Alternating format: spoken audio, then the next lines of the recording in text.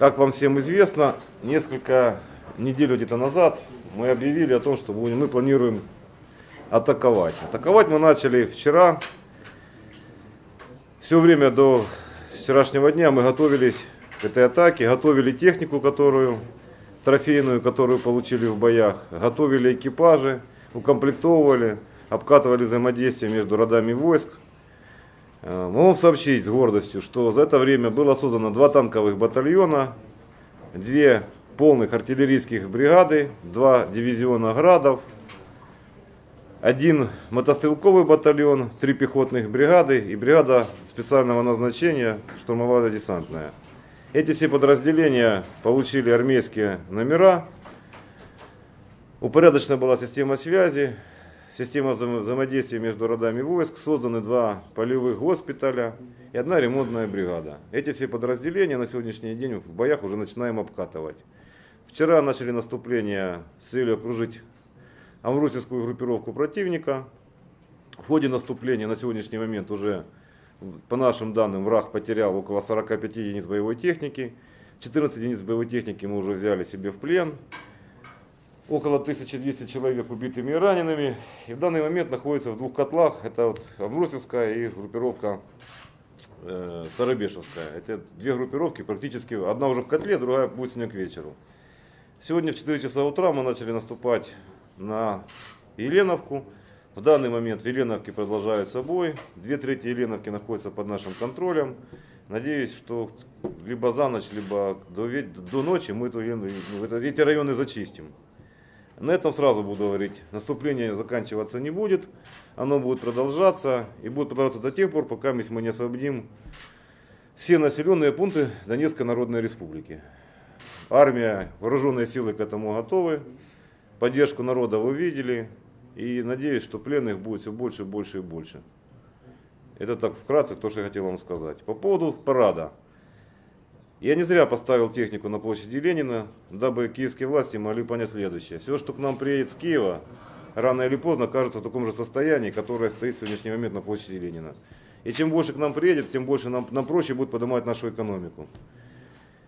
Как вы знаете, металлургия одна из наших основных отраслей промышленности. Так что ждем. Ждем, надеемся, что и будет чем больше, тем лучше. Это то, что хотел сказать я. Особо хотел поблагодарить министра обороны Владимира Петровича за плотное сотрудничество, понимание всех целей и задач, которые стоят перед правительством и передо мной в частности, за его неограниченную работоспособность и за личную смелость и храбрость, наверное. Если есть что-то сказать, пожалуйста, говорите. Да, уважаемые журналисты, уважаемые телезрители ваших каналов, хотел бы обратиться ко всем, что к нам сюда пришли действительно оккупационные захватнические войска украинской армии, которые подогреваются националистическими идеями, которые не ставят жизнь людей во главу всего, что делают другие народы, а именно для них не важно, их интересует территория, их интересуют ресурсы, не более того. Самое главное, что нанося свои подлые удары по жилым комплексам, где находятся мирные жители, бабушки, женщины, дети. Недавно, как вчера, было нанесено огневое поражение по жилым кварталам, где погибла 9-летняя девочка, где в помине не было ополченцев. Они используют подлую тактику минометов, кочующих групп, которые выезжают, отстреливают 10-20 мин, сколько успевают, и быстренько уезжают. Город очень большой, с этим связаны лишь обстрелы центра города. На самом деле у нас есть уже все данные по поводу перемещения этих минометных групп и так далее. Я думаю, в ближайшее время они будут, во-первых, обезврежены. Во-вторых, что касаемо вооруженных сил. Вооруженные силы — это единая единица. Здесь присутствует единоначалие. И не будет разброда, как говорят, были выражения о том, что армия ДНР – это махновцы и так далее и тому подобное. Это все ложь, которая создается киевской хунтой, людьми, которые очень тяжело, точнее, их назвать людьми, потому как они пустили танки, грады, артиллерию против народа. Все. Если есть какие-то вопросы, прошу вас задавать. Еще сразу скажу, что я готов сегодня дать интервью каждому из каналов, ну кто же пожелает. Прямо сейчас, после этого брифинга, можно будет пообщаться с каждым отдельно. Поэтому с учетом этого все вопросы можете задавать побыстрее. А можете сказать, ополченцы применяют огонь среди жилых домов? Используется такая? Давайте сразу вас поправлю. Ополченцы мы были еще, наверное, 10 дней назад. На сегодняшний день это вооруженные силы Донецкой Народной Республики. Вооруженные силы Донецкой Народной Республики всеми силами и всеми возможностями не пытаются наносить огневые удары в скопление в жилые кварталы и дома. То есть этого у нас не практикуется и практиковаться никогда не будет. Для нас это наша Родина, это наша земля, это наше Отечество.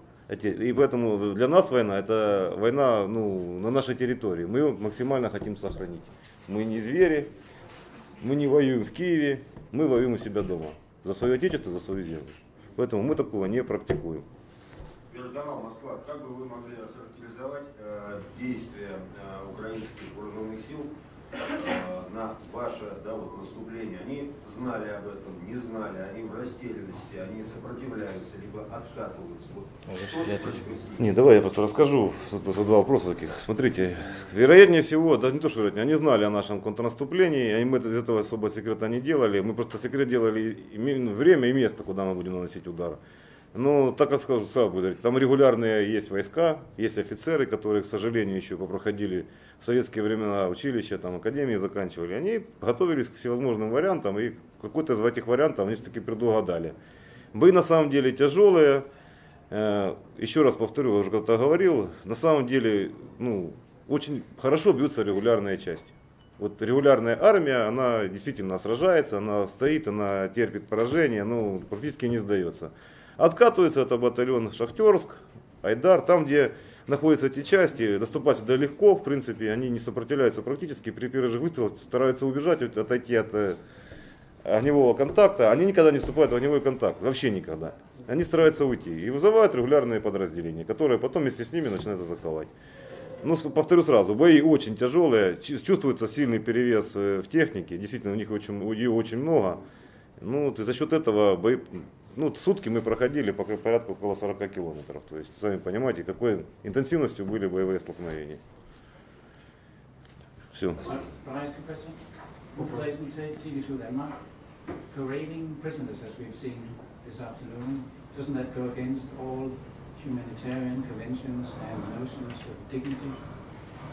Да, Дране ТВ-2. Вот тот парад, который мы видели сегодня, не противоречит ли он международному закону права? Вы знаете, как юрист, могу сказать честно, мы ничего не сделали того, что противоречит международному. Ничего. Мы их не раздели, не разули, не прогнали ненакормленных. А простите, покажите мне хоть одно из норм международного права, где запрещено проводить пленных. Извините, ничего противозаконного мы не сделали. Абсолютно. What was the purpose of the parade today? Were you trying to send a message to Kiev, and why did you make the decision to parade the prisoners of war? Какая была цель сегодняшнего парада? Вы хотели что-то сказать Киеву, и какая была цель? Нет, вот я понял, чем вы хотите. Киев сказал, что 24 числа, на День независимости Украины, они парадным маршем пройдут по Донецку. Они действительно прошли маршем, но не парадным, по Донецку. Именно 24 числа, именно в день своей независимости, бойцы его вооруженных сил прошли маршем по центральной улице города Донецка. В принципе, все, что сказал Порошенко, так и состоялось. Они здесь были, они проходили, вы все прекрасно видели, что они тут были, Порошенко не соврал. Они прошли, техника их не стояла. Все. Скажите, вот на этой неделе Луганск получил гуманитарную помощь от России. Вы ждете такой помощи и когда она может поступить? Мы ждали еще вчера, еще раньше, чем Луганск. У нас населенный город по населению, по численности больше, чем в Луганске, поэтому логичнее было получить ее первее. Но в Луганске ситуация тяжелее, чем у нас, поэтому туда отвезли.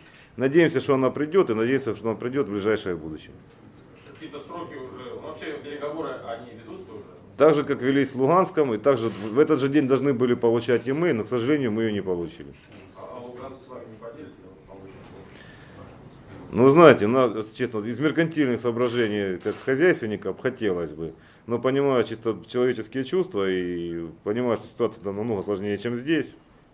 Пока мы обходимся своими силами, но надеемся, что помощь подойдет в ближайшее время. Поэтому желание и просить никого не будем, чтобы никто с нами не делился. Еще вопросы? Скажите, пожалуйста, некая историческая параллель с июлем 44-го и маршем фашистов, это получилось случайно либо намеренно? Вы знаете, честно скажу, я недавно, мы вместе, помнишь, наблюдали один из знаков отличия, какая там, вторая отдельная, да? Дивизия Галичина. Не, вторая отдельная бригада, полная эмблема дивизии СС Галичина, значок нагрудной, 79 лет, СС Галичины, они ее носят. И вот когда мы это увидели, да, полный этот знак этой дивизии, скажу честно, у меня очень в роду, наверное, как у многих из вас присутствующих, и есть ни одна семья в России не понесла каких-то потерь во время Второй Великой Отечественной войны. Так же, как и моя семья. И вот один из моих предков сражался против дивизии СС Галичина.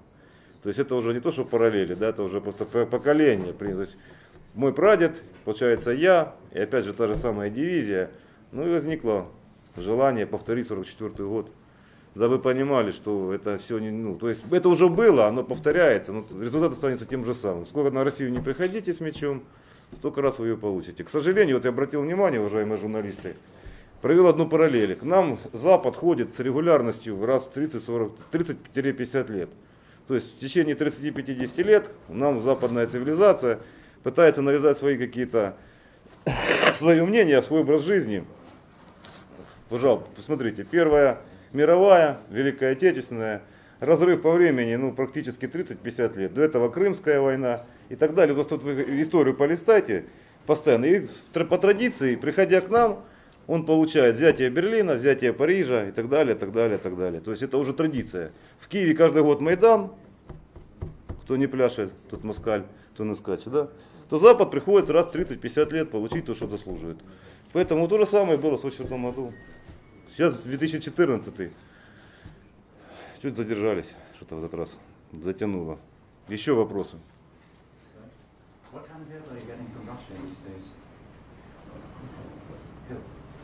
Скажите, а какую помощь вы получаете сейчас из России? Частные лица, определенные организации, продукты питания, одежду, медикаменты.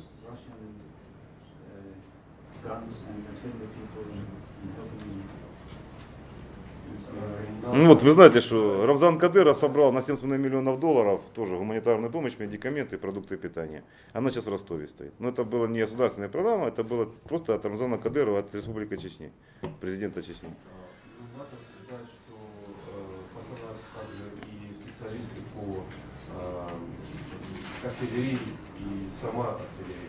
Вы знаете, я послезавтра приглашу сюда несколько французов, офицеров Франции, которые пришли, специалисты, именно французы. Они хотят сражаться у нас, они готовы дать интервью. А у нас есть французы. Почему вы считаете, что там и до сербы есть, и швейцарцы? То есть за нас сражается Европа. То есть идеалы, идеи сами европейское, равенство, братство, французская революция, когда-то там прозвучала Марсельеза, а находят в настоящих патриотах Франции находится этот отклик. Значит, еще нация не умирает, если есть такие представители, которые готовы ехать на край света, сражаться за те же самые идеалы, ради которых когда-то бралась Бастилия. Поэтому, если вы хотите сказать, что это будут добровольцы, да, скажу откровенно, добровольцы везде есть, и французы, и русские. Разве это плохо? Это хорошо.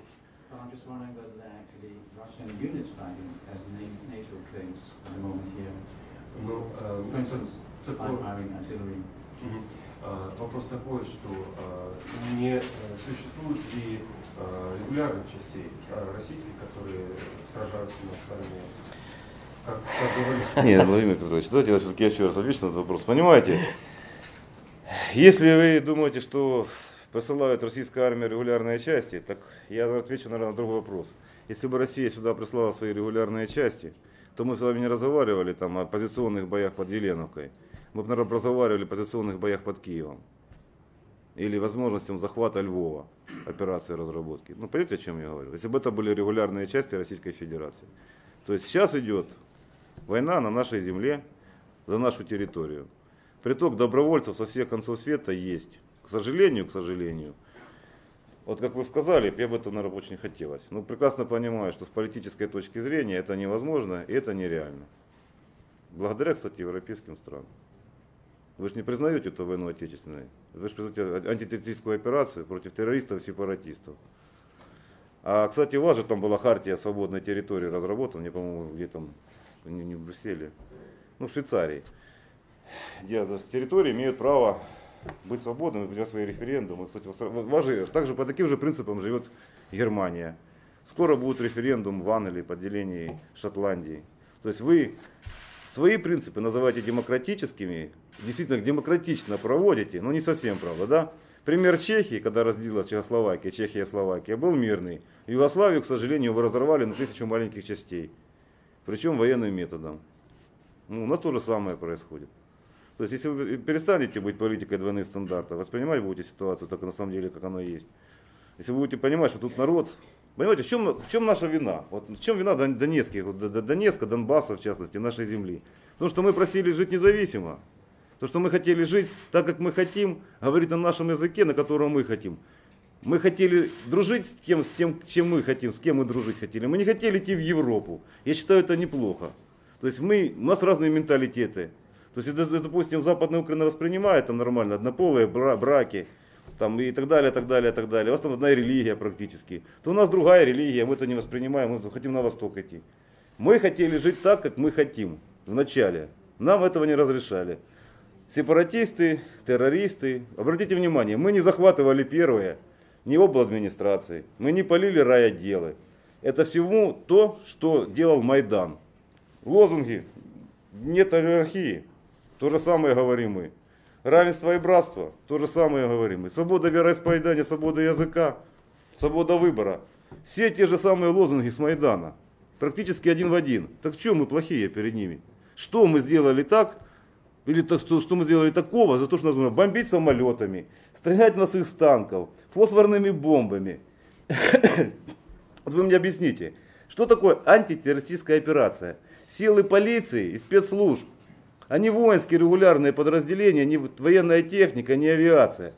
Где же это видно? Ну, уважаемые журналисты, если что неправильно сказал, поправьте.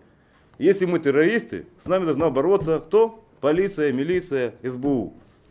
30-я, 25-я, 95-я, 72-я, 76-я. У нас вся украинская армия присутствует на нашей земле. Вся приехала. 1-я, 2-я, 3-я мобилизация, Национальная гвардия, территориальные батальоны, частные батальоны Айдар, Азов, Шахтерск, Донбасс, Днепр-1, Днепр-2, Днепр-3, сейчас батальон Киев. Да сколько ж нам можно лезть? Батальон Кривбас. Кривбас приехал. Чем же мы там так надоели? Что же мы там, чем мы стали кости? Потому что у нас есть газ сланцевый, ради которого можно вырезать весь город Славянск, с лица земли его стереть, чтобы потом сланц добывать этот. Или какие-то другие интересы финансовые вот появляются. Мы все потомки славных предков. У нас у всех есть чем гордиться моими дедами и прадедами. Не только у меня и у него. Есть в роду не один герой Советского Союза. Мы еще умеем держать в руках оружие. Мы с молоком матери воспитывались в гордом, счастливом и свободном Донбассе. И придя к нам в Донбасс, любой, кто сюда пришел, мог с уверенностью сказать, что мы за свою землю зубами будем драться. И очень большая была ошибка Киева, Запада, всех любых других, что они нас разбудили. Мы работящий народ. Когда кто-то скачет за 300 гривен на Майдане, у нас люди ездили, опускали шахту, добывали уголь, плавили металл, сеяли хлеб, и никто не скакал. Потому что скакать некогда было, мы работящие. Но если уже человек, который вчера брал отбойный молоток, или сидел на комбайне, садится за руль, за управление танка или града, а тот берет автомат или пулемет. Вот в этот тоже момент остановить нельзя. Тот, кто бросил работу, он знает, за что он ее бросил, и знает, за что он будет драться. Драться будем до последнего. И можете так вот всем и передать, что не будите зверя дальше. Не надо. Пока есть возможность, просьба большая. Пожалейте, пускай они пожалеют своих матерей, матери пожалеют своих сыновей. Вот все, что мы показали, я вам скажу откровенно. Пускай для некоторых это будет, наверное, страшным известием, но Под Степановкой, Саур-могилой до сих пор несколько сотен лежит бойцов вооруженных сил украинской армии, которые числятся пропавшими без вести, а на самом деле они убиты. И когда выступает жена и говорит, мне написали, что он пропал без вести. Киевская власть специально это делает, их сотни и тысячи. Захоронений, которые они закапываем мы, их тоже уже не один десяток. Я говорю это официально, пускай знают все, кто сюда приедет. Если пришла не похоронка, а пропал без вести, вероятнее всего ваш сын был, брат, муж убит. Шахтерск. Шахтерск. Я могу вам привести пример. Бой 72-й против нас в Шахтерске. 25-й был. И 25-й. Где документы солдат, которые сгорели возле подбитой техники, находятся у меня, которых мы передали вооруженным силам украинской армии тела. В конечном итоге через 2 недели к нам поступает информация о том, что их не пропали без вести. Объявили, что они пропали без вести. Зачем тогда было тела забирать? И так постоянно. Прошла информация о том, что украинская армия, начиная со времен конфликта, вооруженного столкновения, потеряла 12 тысяч убитыми, 19 тысяч трехсотыми, то есть это раненые, и 5 тысяч пропавшими без вести. Они не пропали без вести. Эти 5 тысяч убиты, закопаны под Карачуном, жестоко закопаны. В Красном Лимане. В Красном Лимане. В районе Голубых озер Славянска сбрасывали с вертолетов с привязанными к ногам камнями. Владимир Петрович, ну да, не будем этими подробностями прессу будоражить. Поэтому почему? Пускай знают. Парад, который сегодня прошел, и Порошенко не зря сказал, что все 120 человек из 1200, которые сегодня туда вышли на парад, поедут на восток. Мое желание, просто как человека, как обычного человека, я говорю, я не хочу воевать, я не хочу никого убивать, но я за свою землю буду грызться до последнего, биться, неважно с кем, когда и сколько их будет.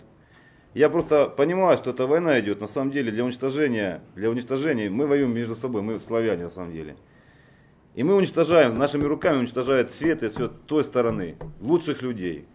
И если есть такая возможность, просто донести до всех родственников, матерей, не надо сюда посылать никого. Дайте нам свободно жить, спокойно. Оставьте нас в покое, мы никого из вас не трогаем. Мы не пришли к вам в Киев, мы не пришли к вам в Запорожье, в Днепропетровск, мы не грабим ваши села, не насилуем ваших женщин, не убиваем стариков, не забираем у них награды. Помнишь, вот, за Сталинград, за взятие Берлина, звезда героя, орден славы, красного знамени, перемешано с женскими серьгами и со всем остальным. Мы этого не делаем. Мы хотим на своей земле жить так, как мы хотим. Вы нам не нужны. Мы с вами разные. Восток и Запад Украины это был искусственно созданный конгломерат. Нас и слепили искусственно из всех. Но мы не первые начинали эту войну. Если у кого-то есть политический разум, воля и смелость настоящего мужчины, я предлагаю просто объявить о прекращении этой операции, объявить о статусе нас, как угодно, можно не признавать, оставить нас в границах нашей Донецкой и Луганской республик, помахать нам рукой, мы помашем в ответ. Мир, Африка, жвачка. Еще какие-то вопросы есть? Александр Владимирович, да. Следующий вопрос от французской газеты «Libération». Вы здесь упомянули о том, что будет пресс-конференция с французскими интернационалистами, да? Когда она может состояться, когда с ними можно встретиться? Ну, Владимиру Петровичу этот вопрос зададите завтра, хорошо, в понедельник. Они к нам прибывают, и он вам ответит, когда они смогут. Только они по-русски говорят очень плохо, скорее всего, он будет общаться придется на французском. Ну, с ними свяжитесь. А как, я не знаю, через моего пресс-секретаря. А ну там сзади сидит. Девушка. Сзади возьмете телефон у пресс-секретаря.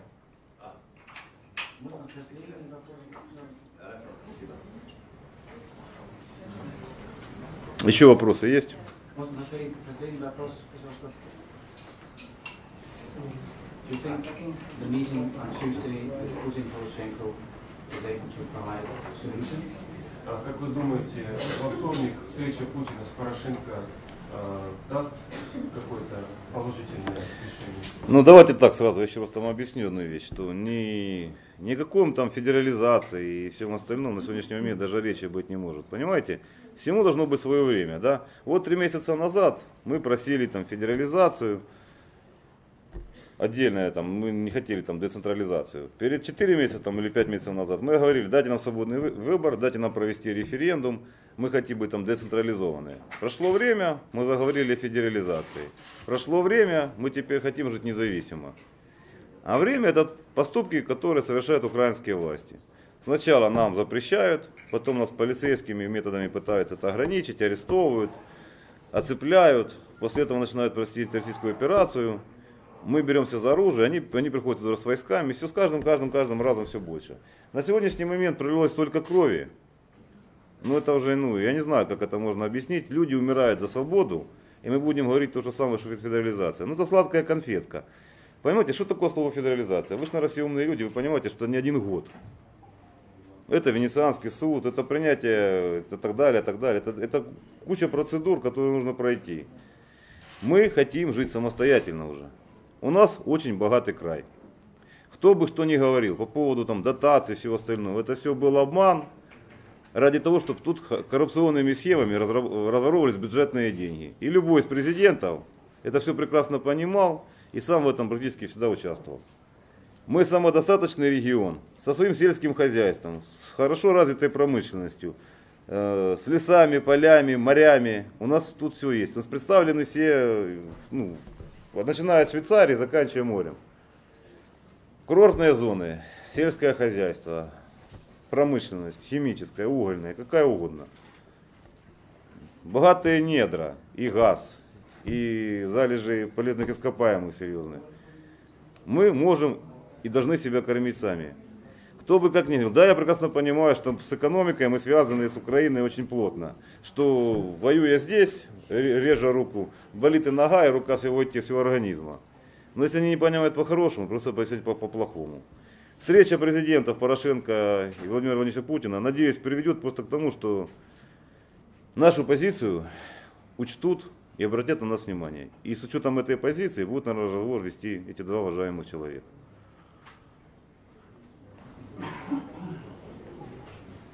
Это последний вопрос, предупреждаю сразу. Скажите, пожалуйста, по поводу закона, который принят в отношении людей, которые могут быть осуждены или находиться в местах заключения. То есть, что это за закон? Вы, наверное, уточните, о каком законе идет речь. По поводу того, есть люди, которые арестованы. Они арестованы на основании чего-то. То есть, принятый закон, вы имеете в виду арестованный кем? Подождите, давайте я, наверное, перефразирую. Если буду сейчас говорить, если я неправильно говорю, меня поправьте. Недавно мы приняли новый уголовный кодекс. Вы об этом уголовном кодексе говорите? И создание военных, полевых и трибуналов, судов. Вы об этом говорите? Да, это вот. Но это, во-первых, не закон, это положение мы принимали на Совмине, после чего вынесли решение нашего Совмина на обсуждение Верховного Совета. Он дал свое добро, это решение было правильно. И вы теперь спрашиваете о тех людях, которые арестованы до того как, или во время принятия этого закона. Ну вот на данный момент, которые на данный момент у нас находятся задержаны люди, в основном военнослужащие, нарушившие воинскую дисциплину, воинскую присягу. С этим будет разбираться военно-полевой суд, а все остальные по поводу остальных. До принятия этого закона, точнее с момента принятия этого закона, все задержанные гражданские переданы в Министерство внутренних дел и Министерство государственной безопасности, дабы они, разобравшись в ситуации и поняв, кто виноват, кто не виноват, либо отпустили, либо привлекли к каким-то административной ответственности в виде работ до 10 до 30 суток исправительно. Все. Для этого была взята сейчас из СИЗО наша Донецкая, оно полностью пришло в нашу сторону. И в этом плане цивилизованно используются все места для задержания, пожалуйста. Можно ли ознакомиться с этим положением? Пожалуйста, с положения можете подняться на 11 этаж, приемной, и там, кстати, можете зайти к вице-премьеру по силовым вопросам. Он вам все на эти вопросы ответит. Либо к Роману, который, в принципе, этим тоже вопросом владеет. И либо к генеральному прокурору. Что будет, наверное, более правильнее. Прям прокурор, он его разрабатывал, уголовный кодекс, он, наверное, больше, наверное, на это все ответы и вопросы. Вторая часть вопроса относительно смертной казни, которая была предусмотрена. Вы знаете, я скажу откровенно, я считаю, что смертная казнь это является наивысшей, наверное, защитой общества. Вы, наверное, прекрасно помните, что первым моим указом была борьба с бандитизмом. Да, я могу сказать, что везде это явление есть, и никуда от этого не денешься. Почему? Потому что во время революции или под марку революционеров проникают всевозможные криминальные и остальные там элементы. С этим нужно бороться. Дабы ситуацию не доводить до абсурда, когда начнется охота потом на эти полувоенные формирования, было принято решение ввести уголовный кодекс и вершиной защиты общества ввести смертную казнь. После долгих обсуждений это было принято, согласились со всеми присутствующие. И вы все, кстати, понимаете прекрасно, что отмена смертной казни не всегда приводит к уменьшению к количеству преступлений. То есть, как показала практика, на самом деле оно даже вырастает. По количеству тяжких и наиболее тяжких преступлений статистика показывает, что с отменой смертной казни они почему-то идут вверх. Показатели. Дабы такого не было, дабы общество было гарантировано спокойно жить, простые люди, бизнес, частные предприниматели, мелкий, средний, какой угодно, должен свободно работать, гарантированно быть защищенным. Вот для этого это было принято решение. Можете сказать, что нужно совершить для того, чтобы... Это уже третий вопрос, прошу Это третий. прощения. Давайте заканчивать. Вы знаете, там есть, если вы хотите спросить, ознакомиться с этим кодексом, там все прописано, и все, что там за что наказывается, там все четко черным по белому изложено. Большое вам спасибо, господа журналисты, до свидания.